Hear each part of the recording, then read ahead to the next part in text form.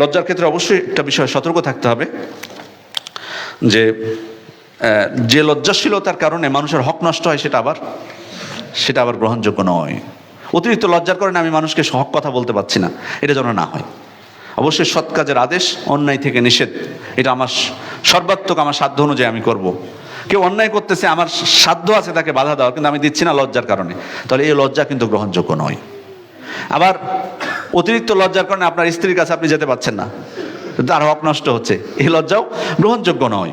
অবশ্যই সেটার মাত্রা থাকতে হবে, সীমার মধ্যে থাকতে হবে।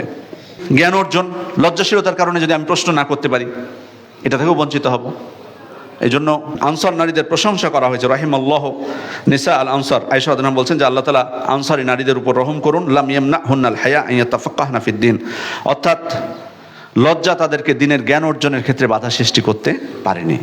সুতরাং দ্বীনের জ্ঞান অর্জনের জন্য যাতে লজ্জাটা আমার বাধা হয়ে না দাঁড়ায়।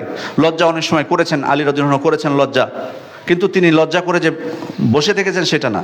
উনি বলছেন কুনতু রাজুলান মাযযান, আমার বেশি বেশি মাজি বের হতো। ও কুনতু আস্তাহি আন আসআলা রাসূলুল্লাহ সাল্লাল্লাহু আলাইহি ওয়াসাল্লাম লিমাকান ইবনাতিহি, কিন্তু তার কন্যা যেহেতু আমার ঘরে, আমি লজ্জা পাচ্ছিলাম তাকে যে জিজ্ঞেস করতে এই সম্পর্কে। তখন আমি মিকদাদ রাদিয়াল্লাহু আনহুকে দিয়ে প্রশ্ন করালাম। লজ্জার কারণে যে তারা বিরত থেকেছেন এটা না। সুতরাং লজ্জা, এই জন্য ইমাম মুজাহিদ রাহিমাহুল্লাহ বলছেন ইসনান লা ইয়াতাআল্লামান, দুই প্রকার ব্যক্তি কোনো কিছু শিখতে পারে না।